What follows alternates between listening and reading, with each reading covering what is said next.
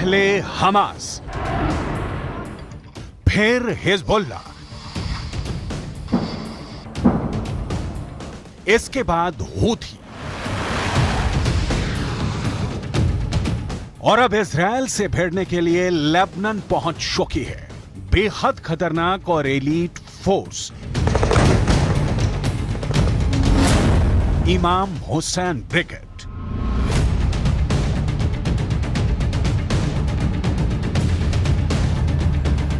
Israel के सैनिक 24 घंटे हर सेकंड आंखों में तेल डालकर इजराइल और लेबनान की बॉर्डर की सुरक्षा कर रहे हैं और ऐसे वक्त में इजराइल को एक बड़ी खबर मिली है। यह खबर नेतन्याहू के लिए मुसीबत पैदा करने वाली है।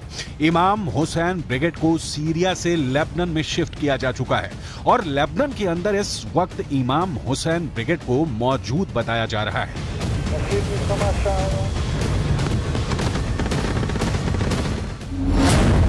यह दावा इजराइल डिफेंस फोर्स के अरबी भाषा के प्रवक्ता अविचाई अद्राई ने एक ट्वीट के जरिए दी है। ट्वीट में लिखा गया है कि हाल के हफ्तों में इजराइल के खिलाफ हिजबुल्लाह के बुरी तरह से फेल होने के बाद अब इमाम हुसैन ब्रिगेड सीरिया से लेबनान आ गई है और इसका लीडर जुल्फिकार है। इमाम हुसैन ब्रिगेड को भी ईरान फंड करता है और दावा यह किया जाता है कि यह इमाम हुसैन ब्रिगेड ईरान के सबसे ताकतवर सेना इस्लामिक रिवॉल्यूशनरी गार्ड को रिपोर्ट करती है। इमाम हुसैन ब्रिगेड का सीधे लेबनान में पहुंचना गुरुवार को लेबनान से एक बार में लगातार 19 हमले और फिर शुक्रवार को हिजबुल्लाह के चीफ नसरुल्लाह की फायर ब्रांड स्पीच से साफ है कि मिडिल ईस्ट में अमेरिका और इजराइल के लिए खतरा बढ़ गया है। الاحتمالات في جبهتنا اللبنانية مفتوحة.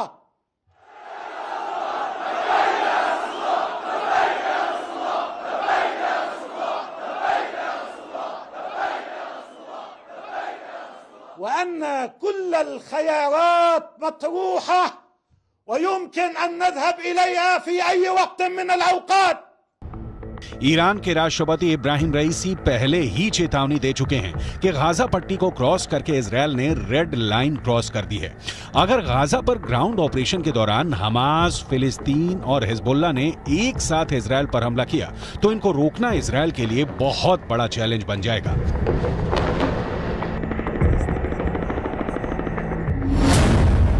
गाजा में हमास के लड़ाकों की तादाद 40 से 50 हजार के करीब है। उत्तर की तरफ लेबनान में मिलिशिया हिजबुल्लाह की तादाद 1 लाख से ज्यादा है। इनके सामने इजराइल में एक्टिव और रिजर्व फोर्स मिलाकर 6 लाख से ज्यादा सैनिक हैं। ये आंकड़े बताते हैं कि इजराइल के पास 4 गुना ताकत है।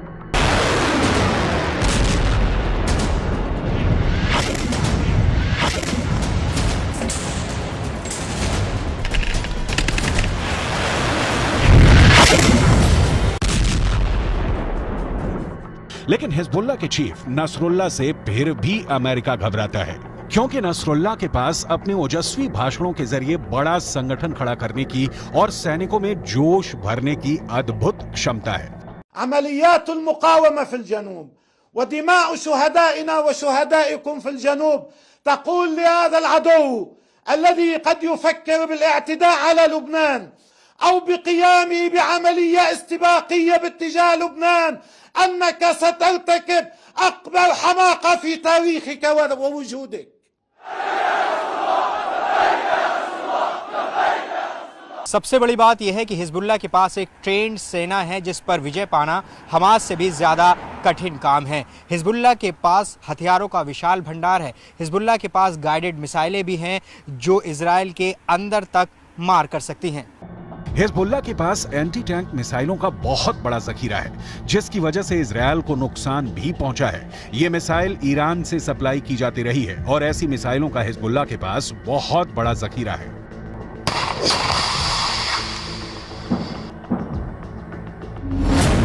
हिजबुल्लाह ने 3 तरह की एंटी टैंक गाइडेड मिसाइल इस्तेमाल की।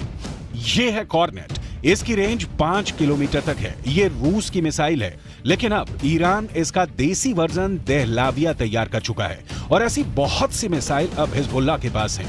दूसरी है BGM-71 TOW anti tank guided missile. Range है 3.5 किलोमीटर। यह अमेरिका में बनी मिसाइल है, लेकिन अब इसकी नकल ईरान तैयार कर रहा है और उसने हिजबुल्लाह को सप्लाई की है। तीसरी है 85 कॉनकोर्स, रेंज 4 किलोमीटर। यह भी रूस ने बनाई है और अब ईरान में ये दोसान नाम से तैयार की जाती है। तीनों मिसाइल बहुत ही घातक है। 7 अक्टूबर के बाद हिजबुल्लाह सीधे जंग में नहीं कूदा था। इजरायल की तरफ से हिजबुल्लाह को चेतावनी लगातार दी जा रही थी, लेकिन नॉर्दर्न बॉर्डर पर जंग की शुरुआत इजरायल डिफेंस फोर्स की तरफ से की गई, क्योंकि छुटपुट शुरुआती गोलीबारी के बीच सबसे बड़ा और ताबड़तोड़ हमला इजरायल की तरफ से ही किया गया था।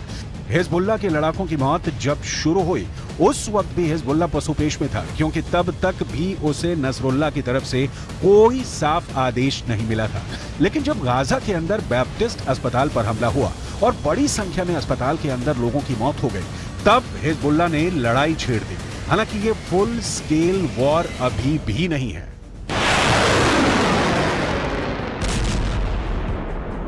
और इस 3 हफ्ते की लड़ाई में हिजबुल्लाह के अब तक 50 से ज्यादा लड़ाके मारे जा चुके हैं। अक्टूबर के तीसरे हफ्ते में तो हिजबुल्लाह के 20 से ज्यादा लड़ाके मारे गए थे, जिसके बाद इस जंग में हिजबुल्लाह धीमा पड़ता नजर आया, लेकिन बाद में धीरे धीरे वो इस जंग में फिर वापस आ गया।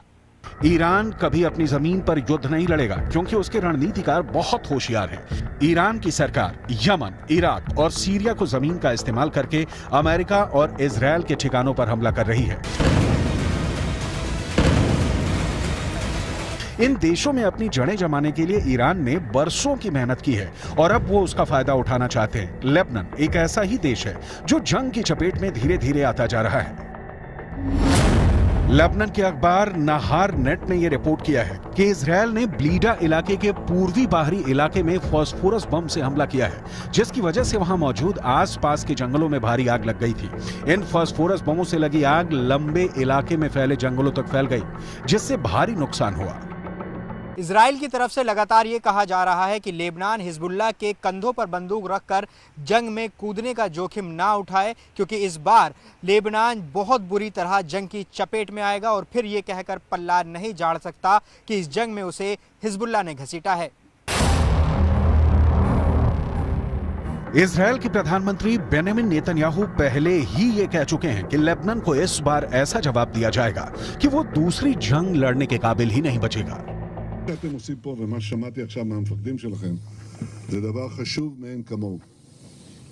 אתם הורגים אנשי חיזבאללה שמנסים לתקוף את קו החזית שלנו. אני לא יודע עכשיו, כשאני נמצא איתכם, אני לא יכול להגיד לכם כרגע אם חיזבאללה יחליט להיכנס בצורה מלאה למלחמה. नेतन्याहू के अलावा इजरायल के रक्षा मंत्री योव गैलेंट पहले ही कह चुके हैं कि इस युद्ध में इजरायल का बदला ये तय करेगा कि अगले 75 साल तक इजरायल की जमीन पर रहेगा या नहीं। अभी तक हिजबुल्लाह के 50 से ज्यादा लड़ाकों के मारे जाने की खबरें आ चुकी हैं, लेकिन इसके बावजूद भी इजरायल के रक्षा मंत्री ने बयान ये दिया है कि अभी वो युद्ध को विस्तार नहीं देना चाहते। מנהלים מלחמה בחזית הדרומית כנגד חמאס. אנחנו מוכנים לכל התפתחות בצפון. חיזבאללה סופג נפגעים רבים. יחד עם זה אין לנו עניין להרחיב את המלחמה. אם נידרש לעניין הזה, נדע מה לעשות. הכוחות מוכנים בהגנה. नोट करने वाली बात यह है कि जब इजरायल नॉर्दर्न बॉर्डर पर युद्ध का विस्तार नहीं चाहता है, तब 45 से ज्यादा हिजबुल्लाह लड़ाके मारे जा चुके हैं। तो सवाल यह उठता है कि अगर इजरायल युद्ध का विस्तार कर देगा तो फिर हिजबुल्लाह की हालत क्या होगी।